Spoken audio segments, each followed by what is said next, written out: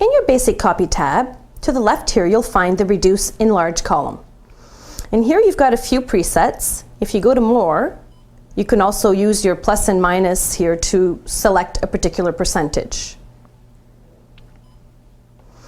Right next to that, we've got the Paper Supply column. You'll notice that for most of you, your machine will be set at Auto Select. This means that the paper will detect the size of your originals and select the proper size on its own. I do, however, recommend, if you're using the document glass, to go ahead and make your paper selection yourself rather than leaving it at Auto Select.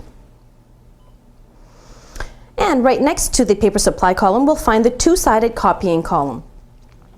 So what you have here is you have two columns and an arrow separating the two. The number on the left-hand side of the column represents the originals. The number 1s and the number 2s that you see here are asking, are your originals printed on one side or are your originals printed on two sides? Whereas on the right-hand side, you'll see the 1s and 2s are asking how you want your copies to come out. So if I say 1 to 1, it's because I'm starting with originals that are printed on one side and I want my copies to be the same, one side. I'm going to select 1 to 2 if I'm starting with originals that are printed on one side, but I'd like to save paper, I'd like it to come out two-sided. So here's an example. So I'm going to select 1 to 2. When I have originals like this that are printed on one side only, doesn't matter, I have 2 here, but I could have several, I could have 50.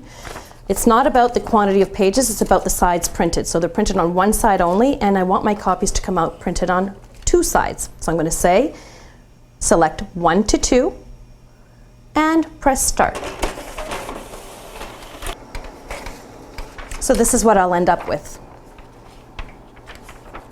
Right underneath, you'll find 2 to 2. This is when you're starting with originals like this one that happen to be printed on both sides, and you want your copy to come out the same, printed on both sides. You're going to select 2 to 1 if ever you're starting with originals printed on both sides, but you want your copies to come out on one side.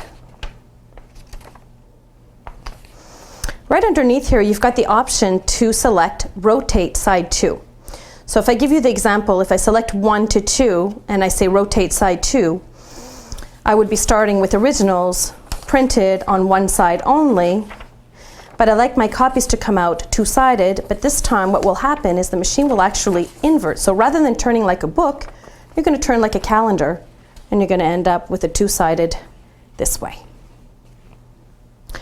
Under the Copy Output tab, you may or may not have all of these features available to you depending on whether or not you have a finisher module and what type of finisher module you have.